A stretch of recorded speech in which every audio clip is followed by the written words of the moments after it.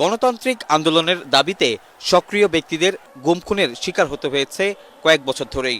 আইনশৃঙ্খলা বাহিনী অন্যায়ভাবে তাদের বাসাবাড়ি অফিস থেকে তুলে নেওয়ার পরও তারা তা স্বীকার করেনি, বরং উল্টো পরিবারের সদস্যদের ভয়ভীতি দেখানো হতো।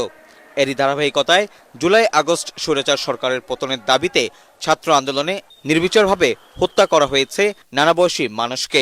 জুলাই গণহত্যাকারী শীর্ষ পরিকল্পনাকারীদের অগ্রাধিকার দিয়ে বিচারের আওতায় আনা হচ্ছে বলে জানিয়েছেন আন্তর্জাতিক অপরাধ ট্রাইব্যুনালের চিফ প্রসিকিউটর। গুম এবং মানবতা বিরোধী অপরাধ, গণহত্যা যে অপরাধ বাংলাদেশের মাটিতে হয়েছে, সেই অপরাধের যারা মাস্টার মাইন্ড এবং যারা একদম সর্বোচ্চ জায়গায় বসেছিলেন, বসে থেকে এই অপরাধগুলো সংঘটিত করেছেন, আমাদের প্রায়োরিটি হচ্ছে তাদের বিচার করা। ক্রাইমস এগেইনস্ট হিউম্যানিটিতে সাধারণত টপ কমান্ডারদের বিচার করা হয়। আমরা সে কারণে এই গণহত্যার যিনি প্রধান নিউক্লিয়াস ছিলেন শেখ হাসিনা সহ তার যে নিচের দিকের কয়েকজন ছিলেন তাদের বিচারকে প্রায়োরিটাইজ করছি। প্রধান অভিযুক্তদের মামলা আগামী 1 বছরের মধ্যে আমরা শেষ করতে পারবো বলে আশা করছি।